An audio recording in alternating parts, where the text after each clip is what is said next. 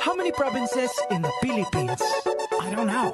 How many? Believe it or not, 81. Abra, Kalinga, Aurora, Laguna, Maguindanao, Ifugao, Isabela, Aklan and Basilan, Sulu, Biliran, Leyte, Cagayan, Bulacan and Palawan, Batanes, Batangas, Bohol, Guimaras, Agusan del Norte, Agusan del Sur, Capiz, Cavite, Bataan, Masbate, Ilocos Norte, Ilocos Sur, Tadlac, Tawi-Tawi, Cebu, Sarangani, Camarines Norte, Sorsogon, Compostela Valley, Quezon, Zambales, Camarines Sur and Bukidnon, Zamboanga, Sibugay and Del Sur, Albay, Zamboanga del Norte din, there's Pampanga, Nueva Ecija, Nueva Vizcaya and Camiguin. These are the Philippine provinces. Every Pinoy in the world comes from one of them. Mabuhay! These are the Philippine provinces. There are 7,107 islands. Davao Oriental and Occidental, Davao del Sur, Davao del Norte, Negros Oriental and Occidental, Siquijor Mountain, Southern Leyte, South Cotabato, Catanduanes, Sultan Kudarat, Pangasinan, Misamis Oriental, Iloilo, Nogon Samar, and the eastern one, Surigao del Norte and del Sur, Misamis Occidental, Samar, Lanao del Norte and del Sur, Oriental, Mindoro and Rizal, Benguet, Antique and Marinduque, Dinagat Islands, then Romblon, Quirino, Apayao and Cotabato, Occidental Mindoro, La Union.